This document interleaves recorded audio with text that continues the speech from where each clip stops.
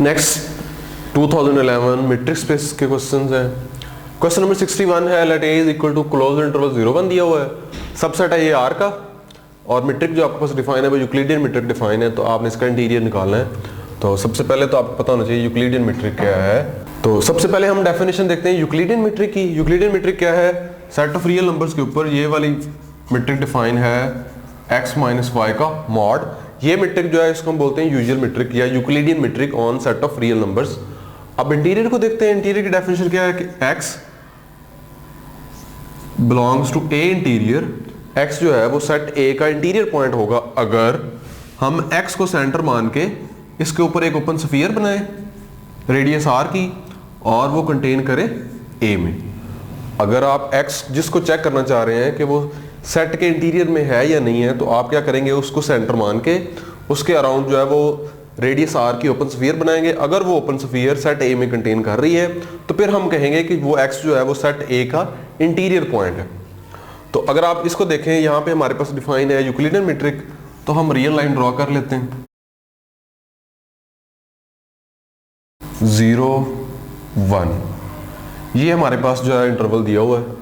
ए set जो है हमने बताना है जी कि इसका इंटीरियर क्या है। तो अगर आप देखें, अगर आप 0 को सेंटर मान के ओपन स्फीयर बनाएंगे, रेडियस आप जो है वो जितना छोटे से छोटा ले लेंगे, तो क्या हो जाएगा, इस तरफ वाले जो पॉइंट्स आएंगे और इस तरफ वाले भी कुछ पॉइंट्स आ जाएंगे, 0 से पीछे वाले भी। अगर आप रेडियस को बहुत ही कम ले लेंगे, फिर भी क्या होगा कि 0 से पीछे वाले कुछ पॉइंट्स आ जाएंगे। तो उस ओपन स्फीयर में 0 से पीछे वाले जब पॉइंट्स आ जाएंगे तो फिर वो इस सेट के अंदर कंटेन ही नहीं करेगा। तो इसलिए 0 जो है वो सेट के इंटीरियर में नहीं होगा।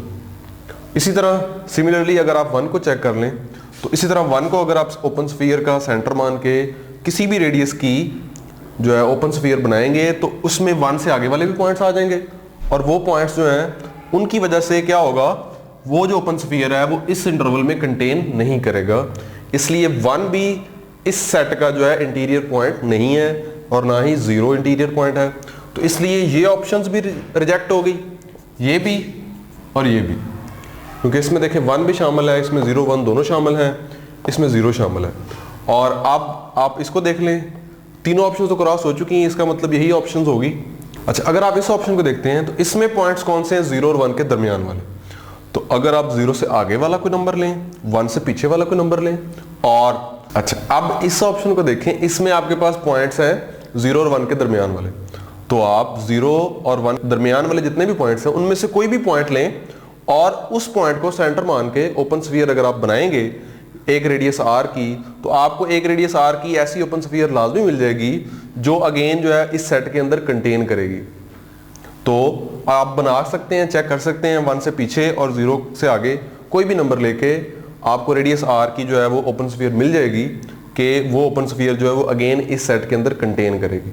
तो ये आपका सेट जो है वो A का इंटीरियर होगा। नेक्स्ट क्वेश्चन नंबर 69 है, R आपके पास यूजुअल मैट्रिक्स स्पेस है, आपने बताना है कि कौन सा सेट क्लोज नहीं है।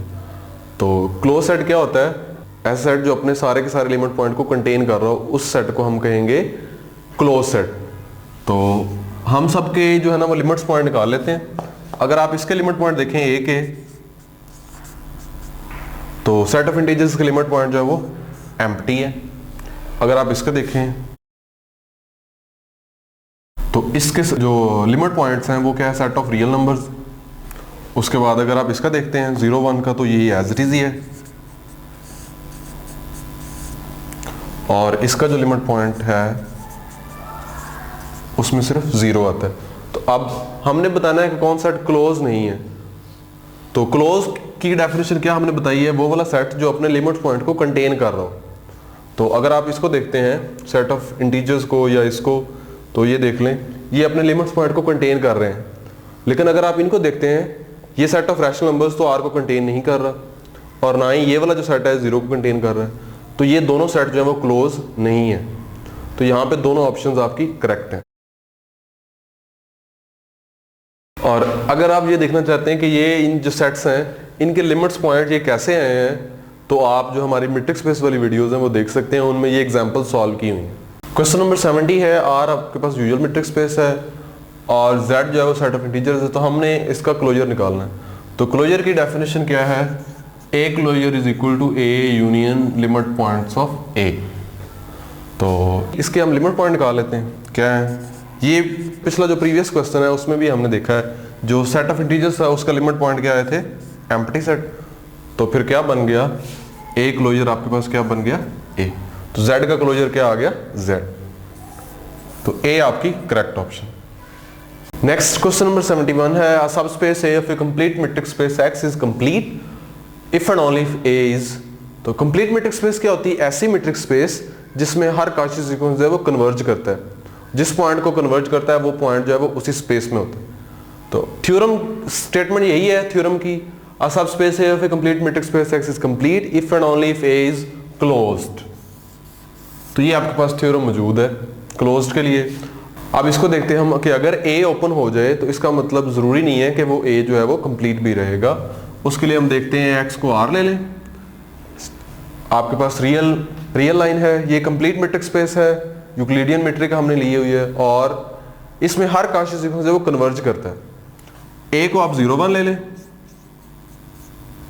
0 1 ओपन इंटरवल। अब ये A X की सबस्पेस भी है, ये ओपन भी है, लेकिन ये कंप्लीट नहीं है बिकॉज आपको एक काशी सीक्वेंस मिल जाता है 1/n+1, ये कन्वर्ज करता है 0 को। अब 0 जो है वो इस सेट में नहीं है, इसलिए ये जो स्पेस A है ये कंप्लीट मेट्रिक स्पेस नहीं बनेगी।